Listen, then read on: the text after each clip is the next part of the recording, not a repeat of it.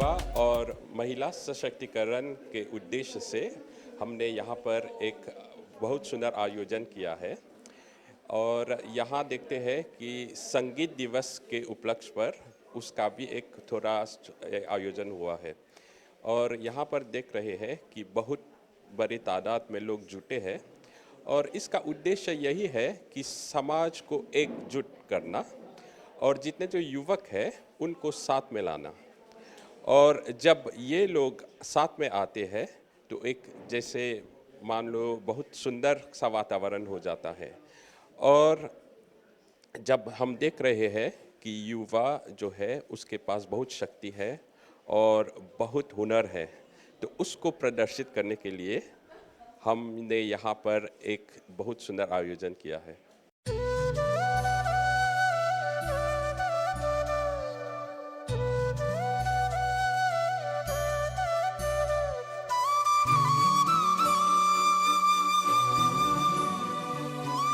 यहाँ मैंने ये प्रोग्राम आयोजित किया है संगीत दिवस और हमारे प्रतिभाशाली महिलाओं को प्रोत्साहित करने के लिए, जो अपने हाथों से कारीगर करते हैं, अपने हाथों से अपना सामान बनाते हैं, लेकिन इन लोगों को एक प्लेटफॉर्म नहीं मिला है कहाँ अपने सामान को प्रदर्शित करें।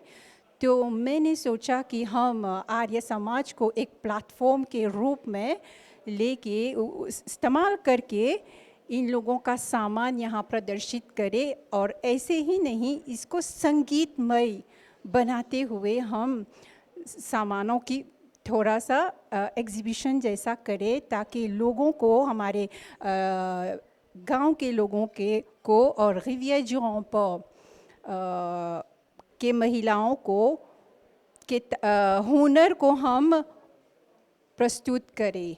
तो यही हमारा उद्देश्य है कि हम सभी महिला माता बहनों को जो घर में अपना काम करते हैं, इनके कामों को, इनके उत्पादों को यहाँ प्रदर्शित करें। और संगीत से तो आज हम यहाँ पर संगीत दिवस मना रहे हैं बहुत ही खुशी और उत्साह के साथ। मैं ये चाहती हूँ कि सभी लोग आए और इनके हमारे माता बहनों के सामानों को खरीदे, ताकि उनको भी थोड़ा एनकरेजमेंट मिले, अपना जो थोड़ा सा जो खर्च उठा सकते हैं अपने फैमिली को मदद कर सके। तो यही उद्देश्य है हमारा। हम सभी से मांग करें कि ऐसा कार्यक्रम करते रहे। आर्य समाज सिर्फ यज्ञ करने के लिए नहीं, बल्कि बहुत सारे काम हम यहाँ कर सकते हैं, जैसे कि योगा या फिर म्यूज़िक सीख सकते हैं।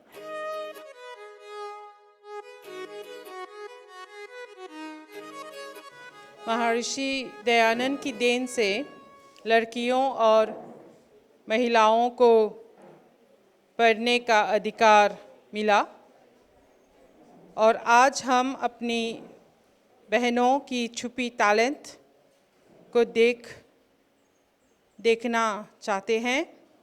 इसलिए आज हम सभी महिलाओं को प्रोत्साहित कर रहे हैं। यहाँ पर मेहंदी लगा रहे हैं और खाने के भी कुछ बहुत चीज़ हैं। बाहर में हम सभी महिलाओं को एनकरेज करते हैं कि हम ऐसे ही आगे बढ़ते रहें।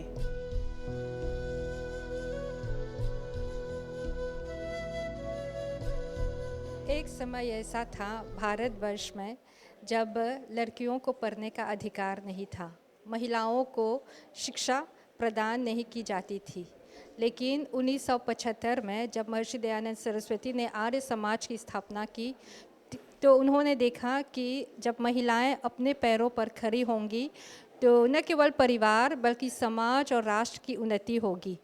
इस कारण महर्षि दयानंद ने कन्या पाठशालाओं का निर्माण किया और जगह जगह पर कन्या पाठशालाओं में लड़कियों को शिक्षित होने का अवसर प्राप्त हुआ। तब से आज तक बहुत सी महिलाएं, लड़कियां पढ़ लिख कर अच्छे पद संभाल रही हैं। हम अपने देश को ही लें, हमारे देश में महिला मंत्री हैं, पायलट महिला हैं, अध्यापिकाएं हैं, डॉक्टरनी हैं और अन्य अन्य क्षेत्रों में महिलाएं अपना कमाल दिखा रही है। और इस कारण आर्य सभा मॉरिशस में विशेष समितियों का जब निर्माण हुआ तो महिला मंडल एक विशेष समिति है, संगीत समिति और आर्यन वीमेन वेलफेयर एसोसिएशन सब मिलकर महिलाओं को प्रोत्साहित हम लोग करते हैं और उनको आगे बढ़ने का हम अवसर प्रदान करते हैं।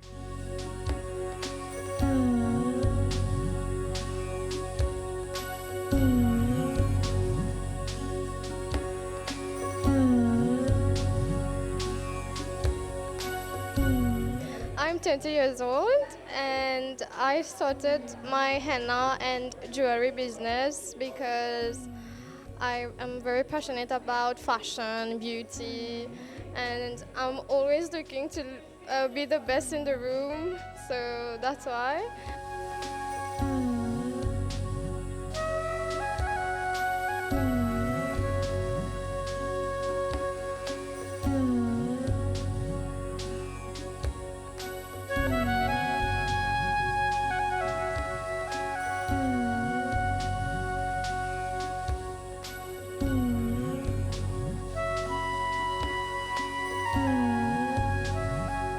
I started henna when I was in my holidays and I saw some inspiration on TikTok and I wanted to try it out and I was like, okay, let me just give it a try, and while trying it just became my passion without me knowing that it's within me, and it just grew into me like that.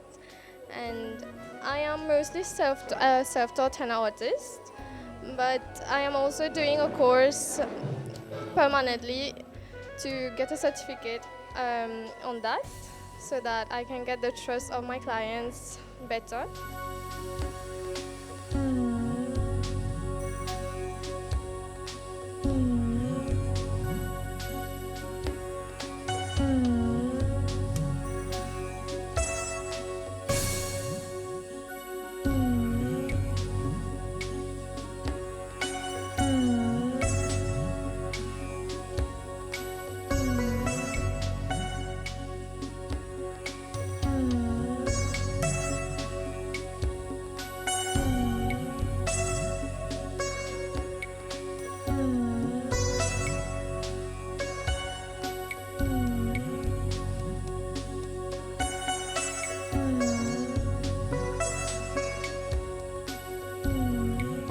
विशेष धन्यवाद इस समाज के कर्ता, इस समाज के अधिकारी गण को, विशेष रूप से मेरी बहन उषा को और उसके टीम को, जिन लोगों ने यह आयोजन सफल बनाया। मुझे पता है इन लोगों ने और आर्यन वीमेन वेलफेयर एसोसिएशन की प्रधाना श्रीमती रामरूप जी ने मिल करके और यहाँ का जो पुरुष समाज है सब लोग मिल करके आप लोगों ने यहाँ पर अभी जो संगीत दिवस चल रहा है उसमें आपका जो भागीदारी है या सहयोग है, और यहाँ पर जो हमारी बहनें अपने हाथों से बनाई हुई चीज़ों का जो प्रदर्शन कर रही हैं, ये सब देखते हुए हमें गर्व महसूस होता है। भाइयों बहनों, एक छोटा सा संदेश मेरी बहनों के लिए। एक बार पुराण में एक कथा आती है, रुक्मणी जी कृष्ण जी की पत्नी रुक्मणी जी और लक्ष्मी जी दोनों में बातें हो रही थी। तो रुक्मणी जी ने लक्ष्मी जी से पूछा कि हे लक्ष्मी देवी, आप कहाँ पर वास करती हैं? आप रहती कहाँ पर है? तो लक्ष्मी देवी ने उत्तर दिया,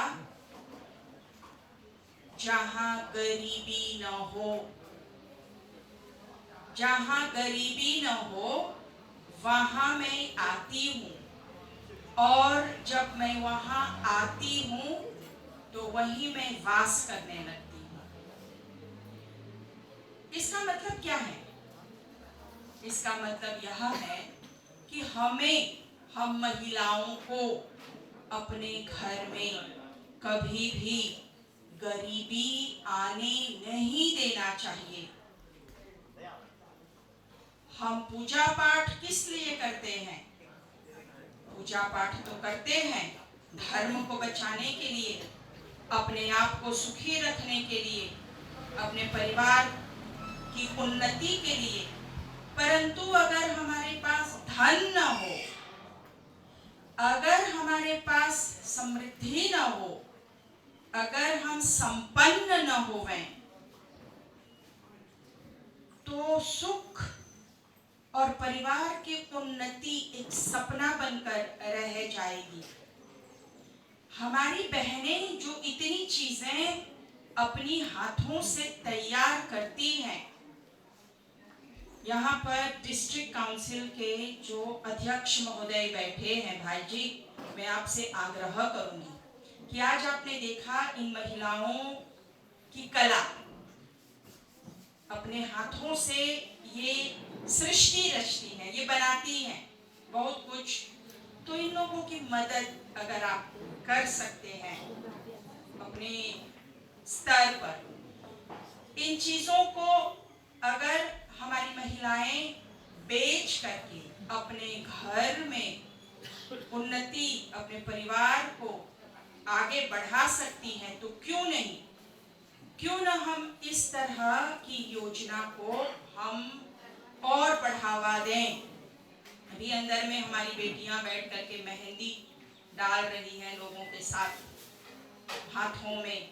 ये एक बिजनेस है, आज एक बहुत अच्छा चलने वाला बिजनेस है।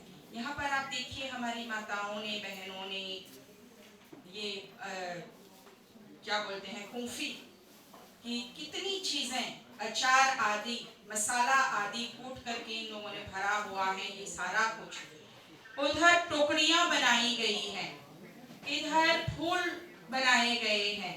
एक बहन देखिए झाड़ू, ये सारी चीजें, उधर ये लोग रोटी वगैरह, चपाती आदि तैयार करके बेच रही हैं। हमारी बहनों के हाथों में कला है, चमत्कार है, और ये लोग, इनमें गुण है अपने परिवार को आगे बढ़ाने का। थोड़ा इन लोगों को आप सहायता दे दें तो ये लोग आगे बढ़ जाएंगे। एक समस्या है जिसका शायद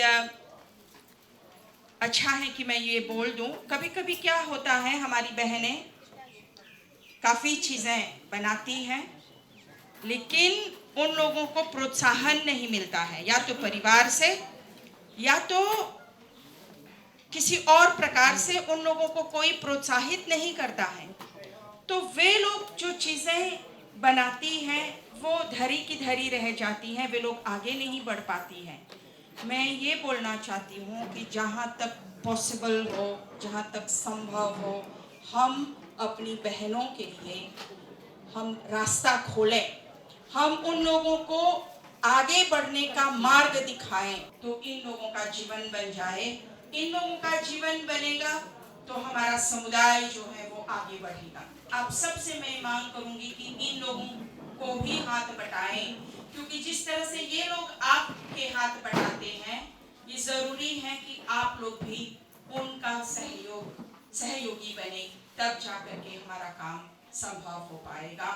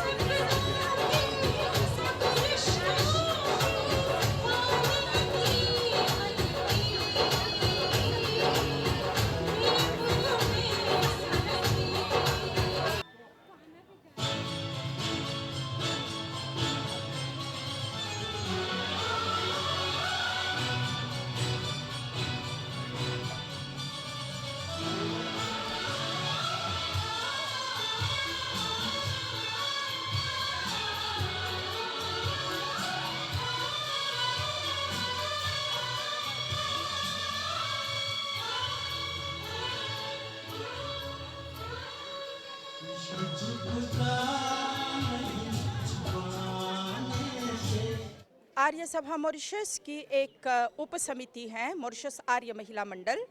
मॉरिशस आर्य महिला मंडल क्या कर रहा है, चहुं ओर जा कर के वीमेन सेंटर महिला केंद्र की स्थापना कर रहा है। उस महिला केंद्र में हमारी महिलाएं, हमारी युवतियां पूजा पाठ, यज्ञ हवन और शास्त्रीय बातें तो सीखती ही हैं, लेकिन इसके साथ साथ जीवन को कैसे चलाना है, गरीबी को कैसे दूर करना है और अपने आप को दुर्गुणों से कैसे बचाना है, सेल्फ डिफेंस आदि, ये सारे कोर्स, शास्त्रीय संगीत आदि के कोर्स, ये सब उन वीमेन सेंटर्स में दिए जा रहे हैं, जिससे कि हाँ मैं भूल गई, ये पाक शास्त्र, ये सारे कोर्स हमारी महिलाओं को दिए जा रहे हैं, जिससे कि हमारी महिलाएं हर प्रकार से वे लोग आगे बढ़ सकें और अपने परिवार को आगे बढ़ा सकें। जैसे कि आप देख सकते हैं, हम इस महिलाओं को और नौजवानों को अवसर दे रहे हैं कि सामाजिक कार्य के अलावा और इनोवेटिव आइडियाज़ लाएं और आगे अपने घर संभाल सके, अपने घर में अपना योगदान दे सके, ताकि हमारा जो सोसाइटी है, जो हमारा देश है, उसका उज्ज्वलता प्राप्त हो। और हम चाहते हैं कि आर्य सभा मॉरिशस का जो हमारा लक्ष्य है, जो स्वामी दयानंद का जो पाठ हमें सिखाया है, हम इस राह पर चलें कि हम शिक्षा, आमदनी और देश की प्रगति के लिए हम काम करें।